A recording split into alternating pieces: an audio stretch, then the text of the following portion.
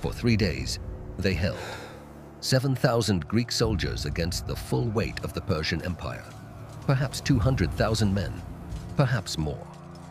August 480 BCE, a narrow pass called Thermopylae. The Persians should have swept through in hours. Instead, they stalled for 3 days and bled for every meter. This is the story of how terrain, training, and one catastrophic flaw turned an impossible stand into the most studied last stand in military history. The pass sits on the east coast of central Greece, between the cliffs of Mount Kalidromos and the Malian Gulf. In places, the gap narrows to 15 meters, 25 at most. No room for maneuver, no space for cavalry. Just a corridor of rock and sea where numbers mean nothing and everything depends on what happens at the front. Themistocles, the Athenian general, sees the opportunity. The Persians are coming south. They cannot be stopped in open battle. Their army is too vast, too mobile. But force them through Thermopylae, and the mathematics change. Coordinate with the Greek fleet at Artemisium to block the sea route, and Xerxes has no choice. He has to come through the pass, on Greek terms. King Leonidas of Sparta marches north with 300 men, not 300 survivors scraped together in desperation. 300 Spartan warriors, the Hippes, his royal guard. Chosen soldiers.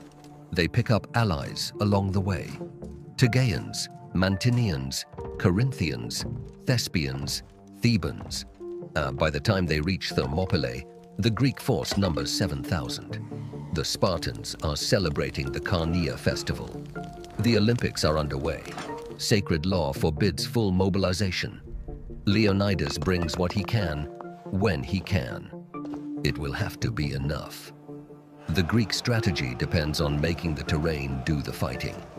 The pass is 15 to 25 meters wide at the critical points.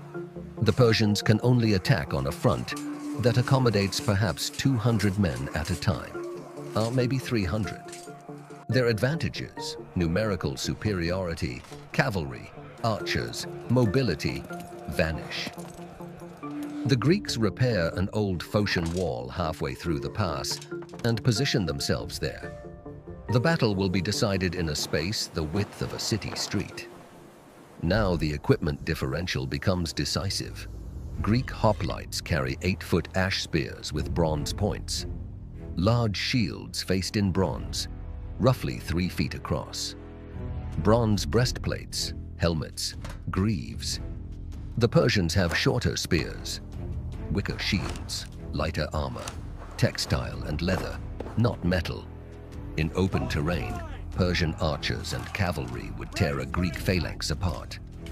In the pass, the Persians have to come straight at the Greeks, and the Greeks kill them before they can close the distance. The phalanx formation locks shields and bristles with spear points. It requires extraordinary discipline. Every man depends on the shield of the man to his right. Break formation, and the line collapses. Hold formation. And it becomes a wall of bronze and iron that the Persians cannot penetrate. The Spartans have trained for this from childhood. The other Greeks know the drill. When the front ranks tire, fresh troops rotate in while maintaining the line. The Persians cannot do this. They are being funneled forward by the press of men behind them, shoved into the killing zone without rest or relief.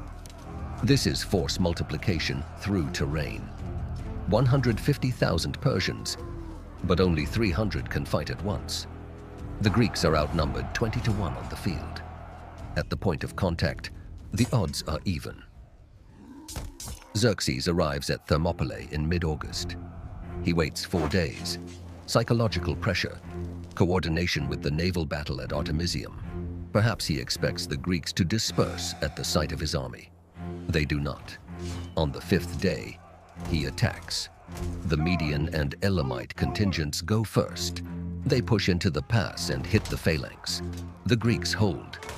Persians fall. The Medians pull back. Xerxes sends in the Immortals, his elite 10,000-man royal guard. the best infantry in the Persian army. They enter the pass. They meet the same wall of bronze and spurs. They achieve nothing. The Greeks use tactical sophistication to maximize Persian casualties. They advance beyond the wall, drawing Persian units forward, then fall back in perfect formation. The Persians think they see a retreat and press the attack. The Greeks compress them into the narrow space and slaughter them. Greek losses are light. Persian bodies pile up in the pass. By the end of the first day, Xerxes has lost thousands of men and gained nothing. The second day brings the same result. Xerxes sends wave after wave into the pass. The Greeks rotate fresh troops into the line and hold. The immortals try again. They fail again. The Persians have shorter spears. They die before they can use them. And their arrows are ineffective. Shot from 100 yards out, most thud into the massive shields or deflect off bronze armor. One Spartan, told that Persian arrows would be so numerous they would block out the sun, replies, "Then we'll fight in the shade." By the end of the second day, the defensive system is working exactly as designed. The machine is perfect. But there is one problem. And a mountain path called the Anapia winds through the heights around the pass and emerges behind the Greek position. Leonidas knows about it. He stations 1,000 Phocian troops on the trail to guard against exactly this threat. The entire strategy depends on this. If the path is compromised, the Greeks are surrounded and everything collapses. Evening of the second day. Xerxes is stalled, furious, and running out of options. A local Greek named Ephialtes approaches the Persian camp. He knows the mountain path. He offers to guide Persian troops through. The price is reward. Xerxes sends Hydarnes, commander of the Immortals, with a force up the trail that night. Dawn, third day. The Phocian guards on the heights wake to the sound of rustling oak leaves. They are still arming themselves when the Persians arrive. They withdraw without contesting the pass. By sunrise, Persians are descending the trail behind the Greek lines. The defensive mechanism is broken. Leonidas learns the news at first light. He calls a council. The tactical situation is clear. The phalanx works because it fights frontally, shields locked, spears forward. Surrounded, attacked from two sides, it loses structural integrity. The terrain advantage collapses. Staying means annihilation with no tactical benefit. Retreat is the logical move. Most of the army does retreat. Approximately 4,000 men withdraw south, unmoving fast to stay ahead of the Persians now descending from the heights. But someone has to hold the Persians back long enough for the others to escape, or the retreat becomes a massacre.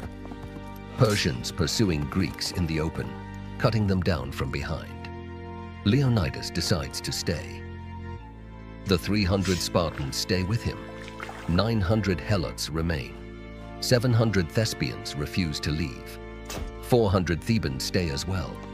Later, there will be propaganda about oracle prophecies, about Spartan law forbidding retreat, about Leonidas choosing only men with living sons so their family lines would continue. Some of it may be true, but the core reason is tactical. This is a rearguard action. They are buying time with their lives so the others can reach safety. It is a calculated sacrifice with a clear strategic purpose. The final battle begins at dawn. The Greeks fight on two fronts, Persians ahead in the pass, Persians descending from the heights behind them. They fight with their 8-foot spears until the shafts shatter. Then they draw their short swords. Leonidas falls early in the fighting. The Greeks rally around his body, trying 4 times to recover it in the chaos. As the Persians tighten the circle, the remaining Greeks pull back to a small hill within the pass. They have nowhere else to go. Xerxes, watching from a distance, will not send more men into close combat. The cost is too high. He orders his archers forward. Volleys of arrows arc into the hilltop. The Greeks are shot down where they stand. By midday, it is over. 4,000 Greek bodies are displayed on the battlefield afterward.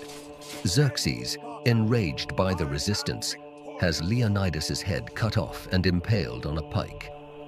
An unusual dishonor, a sign of how deeply the stand had shaken him. The Greeks lost. The Persians marched south, sacked Athens, burned the Acropolis. But Thermopylae bought time. 7 to 10 days the Persians should not have needed. And time for the Greek fleet to regroup at Salamis, time to evacuate Athens, time to prepare. Weeks later, the Persian fleet was destroyed at Salamis. The following year at Plataea, their army was annihilated. The invasion failed. Thermopylae demonstrates that tactical defeat and strategic victory can diverge. The 300 Spartans died, but their mission succeeded. Delay the enemy. Buy time for the real defense to form. Force the Persians to pay for every meter. They did. And Greece survived because 7,000 men held a pass for 3 days, and because 300 chose to die, so 4,000 could escape. The poet Simonides composed an epitaph for the fallen, inscribed at the battlefield. Go tell the Spartans, stranger passing by, that here obedient to their laws, we lie.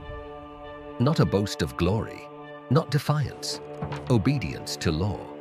These men did not see themselves as heroes.